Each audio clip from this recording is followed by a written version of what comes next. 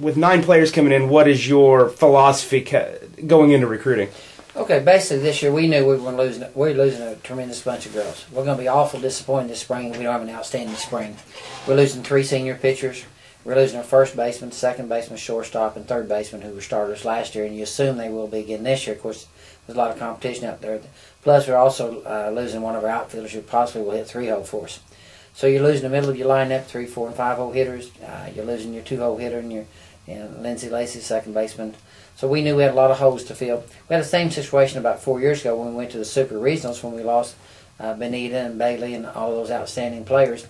And we kind of got caught short-handed that next year. We went to what we felt like a horrible season, even though it was a 20-win-plus season. To us, that's not what we anticipate here. So we knew we had a lot of holes to fill. We tried to get younger if we could, more athletic. We're almost a situation where we're like a junior college there for a while, where we're recruiting a huge class every 2 years. This year we brought in 5 freshmen, as you know, Matt, and then we're also next year we're bringing in 4 freshmen, and then also 5 junior college players. And so there's going to be lots of competition out there. We're going to be awful young and be excitable. You know, we're really excited about the freshmen we have this year. So we're excited about that, and we're just trying to fill those holes as we went along. We're real fortunate the last couple of weeks to pick up 2 really good pitchers. And that's the key, as you know. We'd signed another pitcher earlier, so when we get into individual here, I'll go over those with you. So. And you split it up kind of half and half in JUCO and high school kids. Do you do that kind of on purpose to make sure that you don't end up with a mega class of 7 or 8 people graduating? Try to do that. Sometimes it doesn't work out that way because sometimes because of injuries or a red shirt, you'll carry somebody over 1 year more than you thought you would. But we've just been really fortunate with our kids. And like I said, once again, anytime you have a really outstanding bunch of seniors like we have now, it's awful hard to recruit. Last year, when those kids are juniors, knowing full well next year that whoever you bring in are going to have an awful difficult time starting. And we picked up 3 catchers this year because we lost a 4-year starter catcher. Well, ideally, you could have got a catcher the year before, but that doesn't work that way because nobody wants to come in and sit behind Morales when you know you're not going to play. And it's the same way this year that we brought in a real good first baseman. She's having to compete, trying to beat out the incoming first baseman. We really haven't got anybody pushing our second baseman, shortstop, and third baseman right now. So we've had to fill those spots with definite needs with individuals we thought to come in and play right now. Well, we can talk a little bit around the, I guess we can go around the diamond or doing it. You got 9 players. Let's start a little bit at pitcher. You mentioned you brought in a couple of late commitments to this. So yes, pitching's where it starts and ends. That's right. We were fortunate enough that we was able to add the #1 pitcher, junior college pitchers out of both North Central Texas Community College, which Coach Hedrick does an outstanding job over there, and Mindy McElroy. Mindy had played high school ball at Ringley, and we'd seen her there and seen her play the middle infield also. So Mindy will have the opportunity not only to pitch, but also see if she can contribute in the middle infield. She'll be their #1 pitcher. We've seen her throw in Waco. She did a real good job down there. In fact, we were down there recruiting another young lady, and they faced the same lineup, and Mindy did a better job. So that was excited. Of course, she's somewhat of a local young lady from Ringley, an hour and a half away. So we decided to get Mindy. Then we also picked up Shayna Milam out of Comanche by way of Vernon Junior College, and she's the #1 pitcher from Vernon Junior College out there. We had great rapport. We've seen her throw real well this fall against some Division II people that we respect, and she did a real good job there. So we were able to pick up those 2. Then earlier, months previously, we were able to pick up Rachel Jones from Tom Beaton High School, who's an outstanding prospect.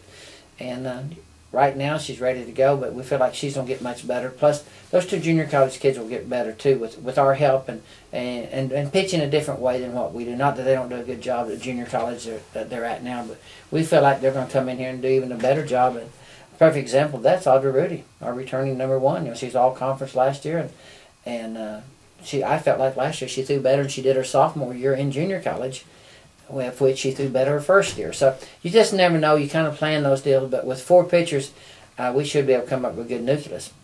And as you know, with our new conference, with the Great American Conference playing a 4-game series in the weekend, this idea of being able to throw 2 pitchers is out the window.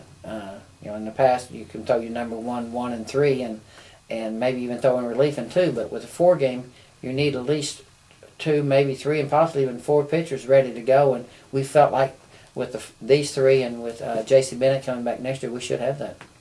Now, moving around the infield, just cover the infield as a whole. Okay. We picked up three corner infielders. We picked up Laramie Bill, who pitched in high school, but she's played third base primarily in the summer ball. She's from Colgate High School, which once again, within an hour's drive from here. Great athlete, left-hand hitter, which we need to get some left-hand power in the lineup.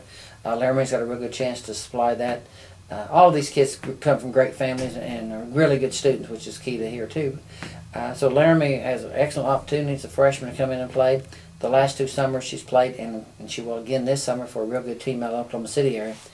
And when those kids will travel like that, your younger kids, and knowing they're playing that far away from home and spending that kind of money, they're dedicated. Rachel Jones, for instance, I mentioned Rachel earlier, she's playing out of the Fort Worth area. So you know right away that those kids have had and seen a good competition. Another quarter infielder we picked up was Brittany Wilson. Picked Brittany up from North Central Texas. She had a great fall. She had 10 home runs this fall so far, once again from North Central Texas. Became highly recommended by Coach Hedrick. We've gotten 2 players previously, Lindsay Lacey and then Erica Bernal over there. And he speaks just as highly of Brittany as he does of those 2. Got a real good chance at the corner, first, third, come in and play right away. She had a couple home runs off us this fall too, so we're excited about Brittany Wilson. The third quarter infielder is a local girl, Kaylee Baxter from Durant High School. Great athlete, has an excellent opportunity to come in and play. She needs some experience, which she'll gain this summer, playing summer ball against the good people in the Oklahoma City, Tulsa area. We look for Kaylee to come in and challenge for a starting position right away. All of these young ladies are coming in right away with the impression that they've got the ability to start. Of course, next fall is going to decide that and how much they prepare themselves between now and then. So there's your corner infielders. Middle infielders, we're losing Katie Campbell, shortstop, 2-year starter there. Of course, Sam was a 2-year starter at third. So we're losing her. Katie, we picked up a preseason All-American shortstop from Labette Junior College in Parsons, Kansas. Played at Collinsville High School, which is a big rival of ours when we were in high school. As you know, both of us played against them. She got the Silver Spike Award for the leading the nation in stolen bases last year for the junior college level. So Lacey Cook's her name. We're really excited about Lacey coming in. Middle infielder, should provide a lot of speed naturally to us. Great player. At second base, / maybe even shortstop, picked up a young lady from Bethel High School. Her coach, Tommy Block, up there is a Southeastern graduate. Got a great program for years, as you know, for years. Never been as good as anybody around.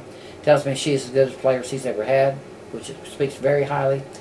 Straight A student, valedictorian. There's several valedictorians in this group, by the way. So smart kids play. Got an excellent chance playing second base for us, hitting top part of the lineup very, very fast. So we look for her to come in right away too. So that's kind of the infield situation. And then in the outfield, we picked up an additional outfielder from Labette Junior College, Kelsey Overracker, out of Cherryville High School in Kansas. Excellent speed. Got some pop in the lineup. Everybody I've talked to other colleges that were recruiting her, Fort Hays, Drury, speak very highly of her defensive ability. Need to improve with the bat, which I think all of us did at one time or the other, but defensively she can play at our level right now. And I believe that's the crew. I think that's the 9 that we're bringing in. Hopefully I haven't let anybody. I don't think so. You know, you mentioned valedictorians on the list. Is when you go into recruiting these kids, how high on the list is smarts? I mean, obviously for their grades and things, but does that also play into, you know, you recruit smarter kids, they're going to pick up things quicker, they're going to learn how to play what is a brainy game that much faster? Oh, yes. As you know, we feel like there's 2 things should never be done. You shouldn't be able to being outthought or outworked. If somebody outworks you or outthinks you, it's your own fault. So you got smart kids out there, Diamond. We do a lot of things. The biggest transition for junior college kids, well, naturally high school too, but especially junior college kids, is coming from one program to another where you're learning a whole new system. Not that other system is not probably just as good in some instances as ours, but you're having to learn a new one, and that's a big transition. And then you got your high school kids jumping right into a program where they never experienced this type of thing, that they're really getting hit big. But no, you can't coach the smart ones. There's something wrong with it. You've got your class for next year. Looking back over this fall, just briefly sum up how the fall went heading into the 2012 season. Had a great fall. The new kids have come in, contributed right away, which we thought they would. Whitney Hamilton's one of our 2 catchers we brought in, or 3 catchers, I'm sorry. Hit the ball really well. He's got a chance to come in and contribute right away, even possibly in the outfield. Another catcher, Courtney Moore's done a great job defensively. She's a power hitter, should hit in the middle of the lineup and or play one of the corner positions. Kaya Morris, a local girl from Durant, done an excellent job defensively behind the plate. So lots of competition still there. Kaya can also back up a shorter in the outfield if necessary. First base, we picked up Lauren Reneker. Her mom coached at Cameron for years against us. All kinds of potential. Could easily hit 10 to 15 home runs again this year for us. If she gets in the lineup, she'll be competing there big time. Outfield-wise, picked up Darian Williams. She was injured most of the fall. What little she got placed, did a good job. Very speedy from Sand Springs High School. Picked up Paige Priest out of Eastern Junior College. She was our best player last year. We've gotten a lot of real good players out of Eastern, and she's cut in the same mold. She led off for us at the end of the fall, which means she's got a pretty good chance of doing that for us. Center fielder. So from those new kids coming in there with the returning starters that we have, we got a potential lineup, like I mentioned, was Paige. Lindsay could hit 2 hole for us. Stole 40 plus bases for us last year. Hit over 300 at second. 3 hole maybe Courtney Sinclair, played the outfield for us last year, depending on what kind of lineup we want to throw together. Sam Burska's clean up or 3 hole. Did a great job, led us in hitting last year, hitting right in there.